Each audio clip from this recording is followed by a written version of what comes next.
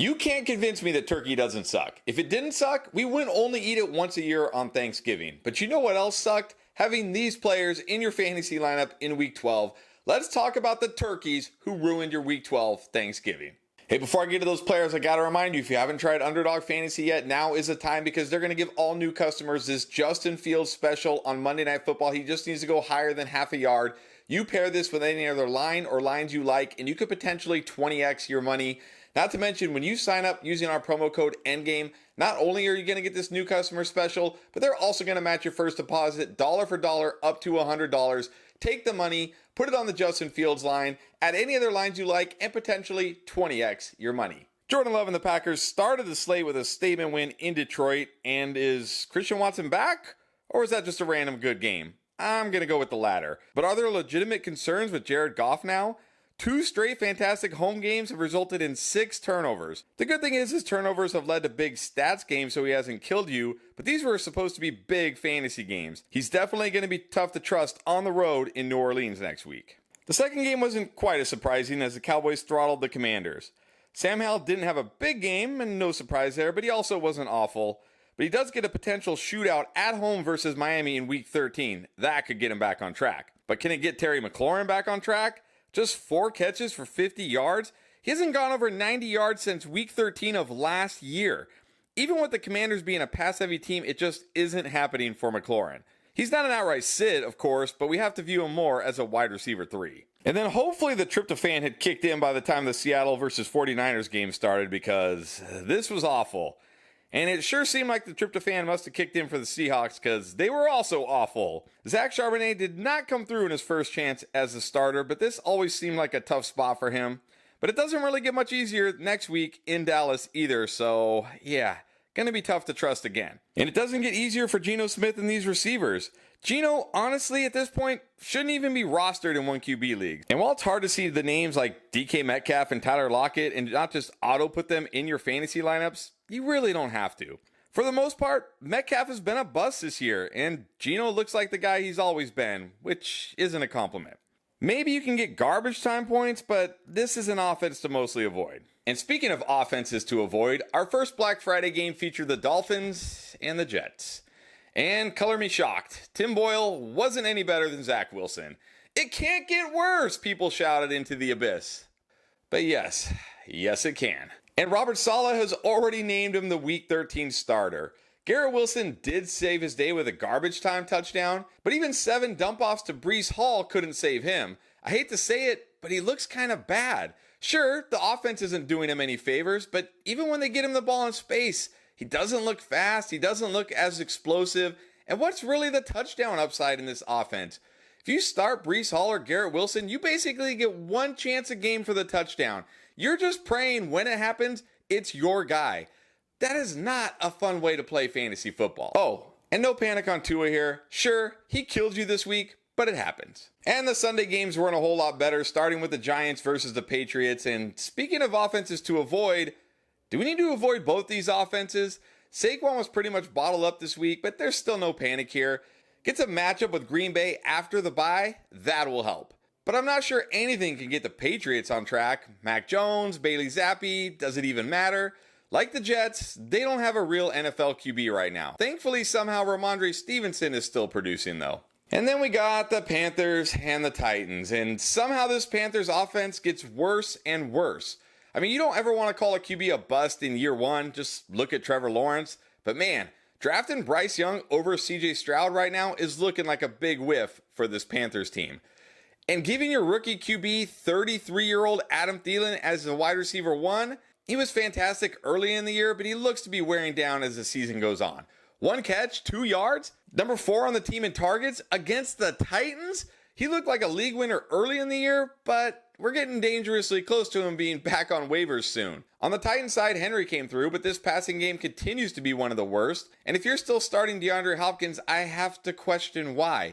Ignore the name DeAndre Hopkins. This isn't DeAndre Hopkins from years past. Sure, he may still score another touchdown or 2 between now and the end of the year, but are you going to try and guess which week it'll be? And there were just more bad offense when the Steelers took on the Bengals. At least the Steelers did go over 400 yards of total offense, so maybe there's at least hope here. Oh, and hey, Najee Harris, I see you, Mr. Sneaky Start. Unfortunately, we didn't see Jalen Warren this week. I mean, he was out there and he got touches, but he did not continue his hot streak in a plus matchup. Whether we like it or not, Najee is still the starter and technically still the lead back here. And the Bengals offense was predictably bad with Jake Browning and honestly should have been even worse. Chase did have 4 catches, but 2 of them were on deflections that should have actually been interceptions. And Joe Mixon, well, he's now in Breece Hall purgatory. When the defense knows you can't throw, it's hard to run.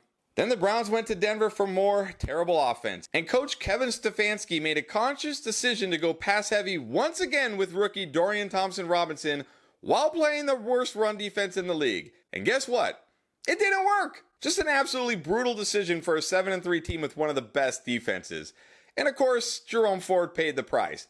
Look, he wasn't awful, but he wasn't as good as he should have been. He actually was productive on the touches he got. They just didn't give him any touches. And then on the Denver side, are we really even still rostering Jerry Jeudy at this point? 2 catches, 11 yards, 3 targets.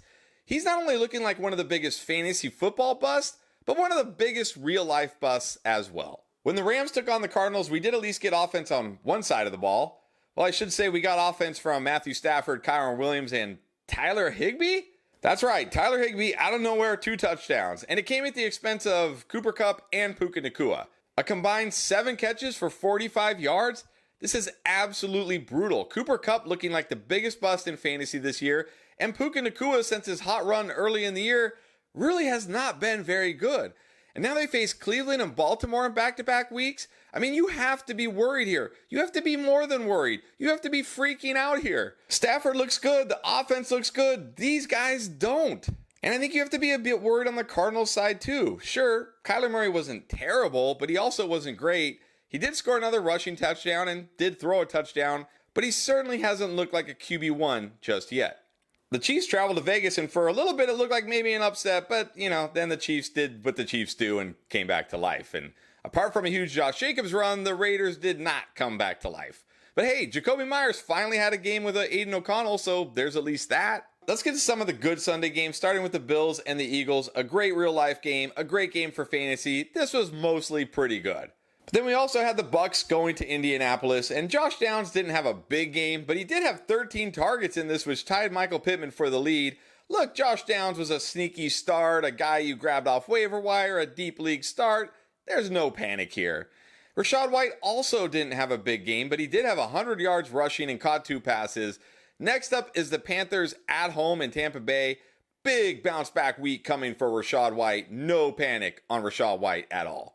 But Chris Godwin continues to just be okay. As in, sure, you'll get some points, but that's really about it because Baker Mayfield loves him some Mike Evans. The Jaguars went into Houston and Trevor Lawrence finally got rid of the curse of the Texans. 364 yards, ran for a touchdown, was great in fantasy. Maybe it's time we start feeling better about Trevor Lawrence going forward.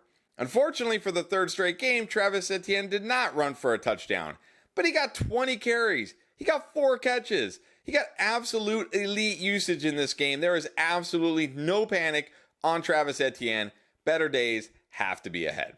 Now, I said that the Eagles and the Bills were the game of the week, but the real, true game of the week for fantasy players was the Saints against Atlanta.